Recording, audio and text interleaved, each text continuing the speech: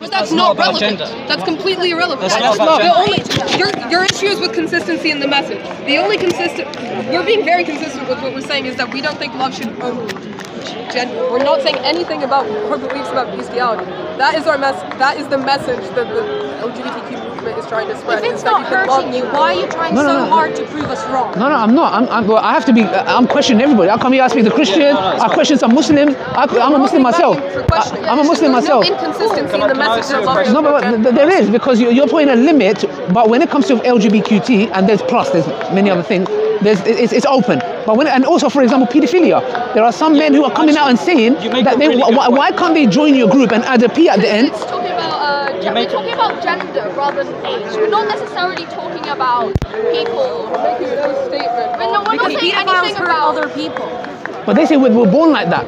Yeah, but we're not. That's the argument, not me. That's what they say. About people who aren't born like most people would think, like as in a strange. Like we're not just talking about that kind of thing. We're talking about people who are being discriminated for the gender they are, not necessarily the age, the gender. Okay, I'm with you. If a murderer says they want to kill someone else and they're just like that, you're not going to let them kill someone else. You're going to do everything you can to stop them from hurting someone else. Same with pedophiles. If someone says, oh, I was just born like that, and they want to hurt someone, you need to stop them from hurting someone. LGBTQ people aren't hurting anyone. In fact, we're the ones being hurt by other people. Okay, no, I understand that. But what I'm saying, this can be argued, for example, hurting. What does hurting mean? Hurting someone physically, or having a harm in a society as a whole. The ripple effects of that's something that needs to be discussed. Because if one says, argument's sake, when I drink alcohol, I don't hurt anybody. But you're the same person, when you drink alcohol, you go crash into a car with kids in there and you kill. So like in Islam, as Muslims, Islam is prevention rather than cure. So meaning, if one person says, I want my right to drink alcohol, Islam says, no, if you're going to have a negative impact on the community, you can't do that, because the community at large has a greater right. But what I was asking you guys, look, I'm not trying to attack you guys, I'm curious, yeah? But when I say inconsistency, I have to. You can do the same with me. When you draw a line with the pedophiles, when you draw a line with incest, I'm asking the question. For example, the pedophile movement, actually bestiality even, yeah? They want to join your group. They even there's some discussion where they're like, why can't? And the LGBT group are denying that. They're saying, no, you can't. But they're saying we're born this way. Why is it that when you're born gay, homosexual, bisexual, transsexual, whatever it may, transgender, whatever you're born, you have a right. But as a pedophile, when I have some kind of liking to a child, and even some of them say, even if we don't act on it, I have that. Accept me as I am, you reject them. Because they're hurting people. We are not. Incest? That's the main difference. No, but incest. A father and a daughter that's reached the age of 16, they use contraceptives.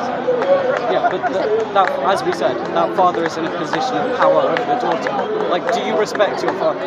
Okay, what age does the child need to reach so they're not in a position of power? Because there is no age that they reach, because the parent always.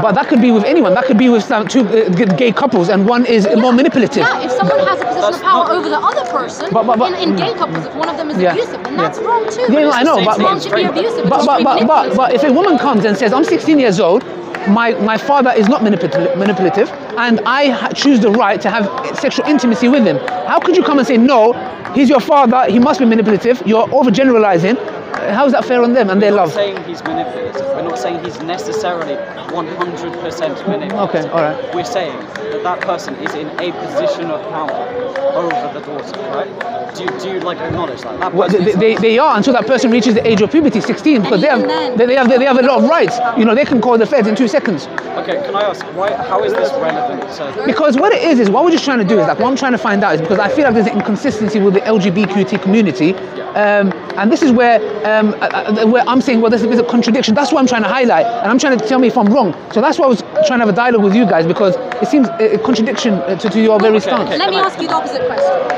Why do you draw this straight line at men and women being in relationships and not at all people of any genders being in relationships?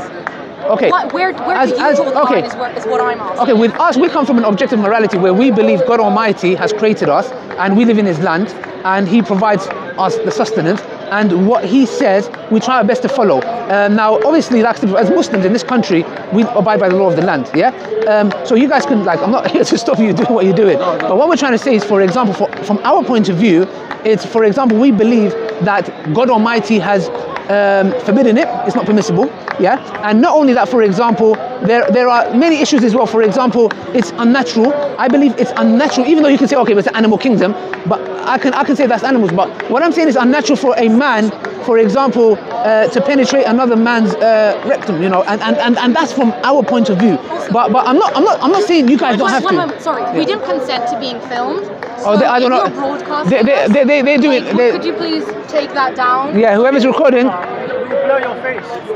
Okay. We didn't consent to being filmed at all. Yeah, nothing. Okay, all right. So guys, whoever's recording this, they don't want to be in here, yeah, because the speaker's gonna. You get 10 cameras. I can't control them. Yeah. Okay. So we leave?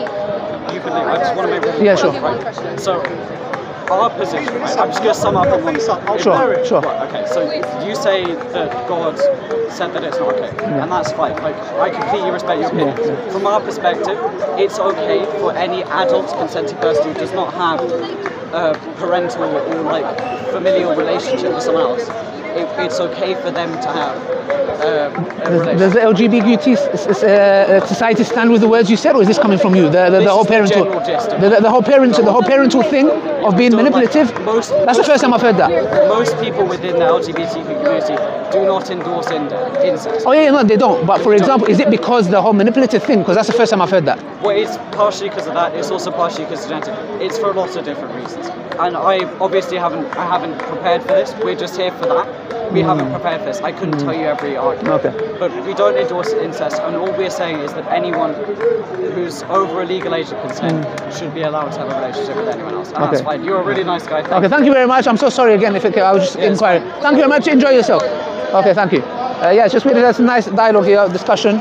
Just ask some questions. I think it was quite informative. Goodbye. This is this. What's this?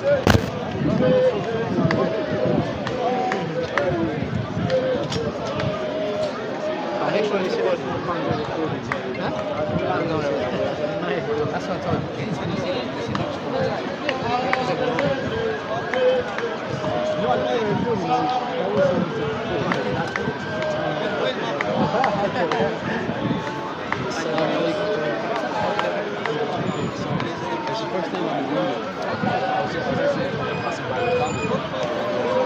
Sorry, man. Don't do it though. I've seen the video. We're just literally passing by speakers' phone.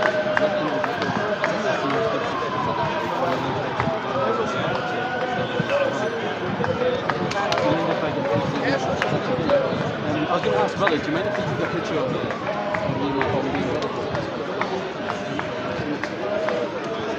What song?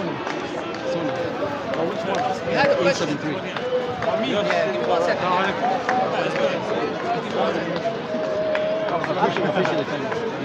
Are you busy? Yeah. Thank you. Which one? Portrait or portrait, please. Yeah. What was this? Last one. No, I've got this.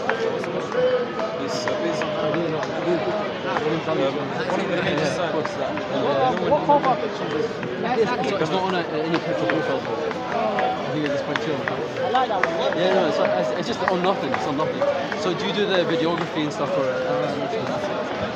Because I'm actually from Edinburgh. So like I came here with my family, with my cousins, when you see someone like on the screen so many times and you see them in person, because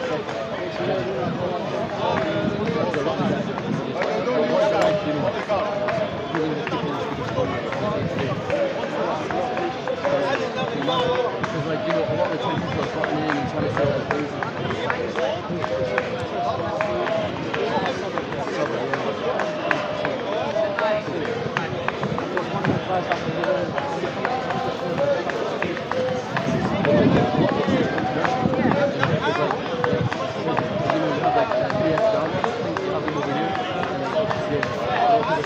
The way that we do Dawah here, we approach different things like that.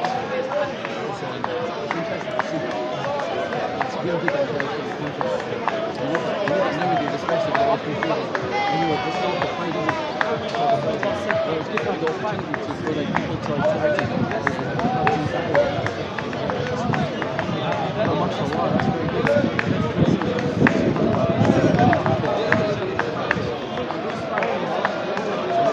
It's a different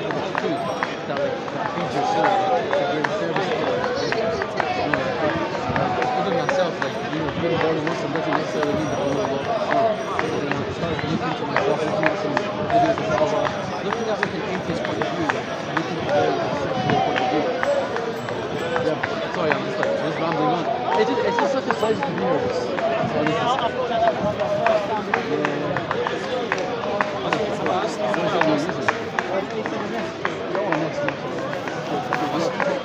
yeah, I know.